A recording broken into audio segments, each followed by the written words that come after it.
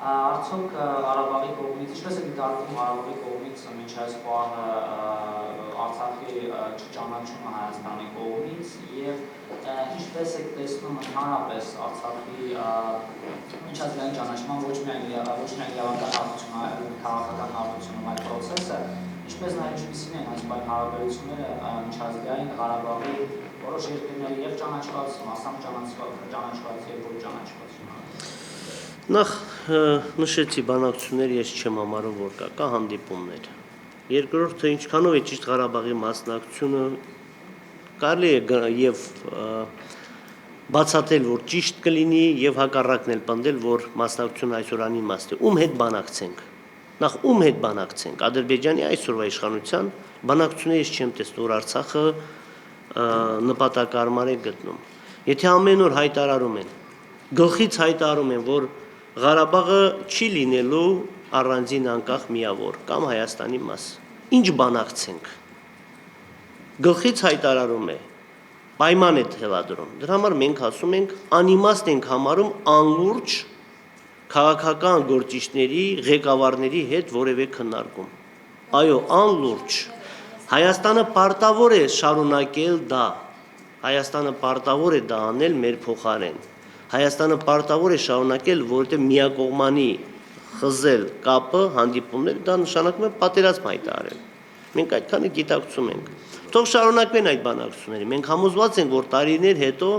հասարակությունը Ադրբեջանի գիտակցելու է, որ անելիք չունի Ղարաբաղի հետ։ Հասկանալու է, որ նրանց հաջողությունը պայմանավորված է արդեն բանակցություններից ելնելով։ Հասկանալու են, որ եթե ուզում են փոխզիջում, պետք է իրենք էլ պատրաստ լինեն ինչ-որ բանի, այսինքն զիջում չի լինելու, փոխզիջման տարբերակ պիտի լինի։ Եվ սերունդը, որը փոխվելու է, հասկանալու է, որ անելիք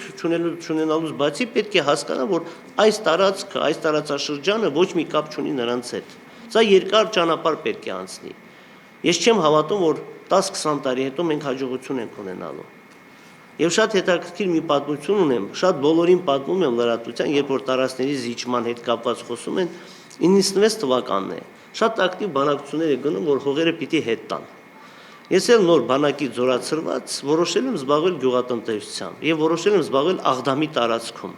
այդպես անվանեմ։ Եվ այնտեղ եմ սկսել իմ բիզնես, իմ տնտեսական գործունեությունը եւ մինչեւ այսօր շարունակվում է։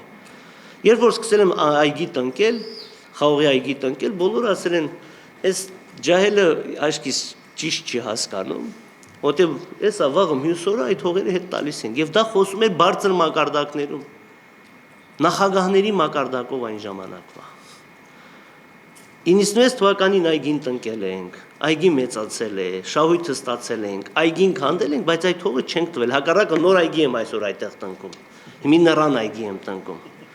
Որտեղ հասկանում եմ, որ դեռ շատ երկար ժամանակ, եթե ոչ միշտ դա լինելու է մեր վերահսկողության տակ։ Մենք պետք է իրականությունը տարբերենք, չգիտեմ, այդ արկածախնդրություններից կամ չգիտեմ երևակայություններից։ Բանակցություն Հայաստանը այո պետք է շարունակի, հանդիպումներ կլինի, բանակցություններ կլինի, որտեղ միայն Ղարաբաղով չպայմանավորված Հայաստան-Ադրբեջան հարաբերությունները։ Իսկ ինչ վերաբերում է մեր սեղանի, ես չեմ գտնում այսօրվա իշխանության հետ կամ այսպիսի գաղափարախոսությամբ կամ մտածելակերպով իշխանության հետ մի սեղանի շուրջ նստել։ Երկրորդ հարցը դա չճանաչվածությունը, գիտեք, մենք որևէ հարաբերություն չունենք ոչ մի երկրի հետ, բացի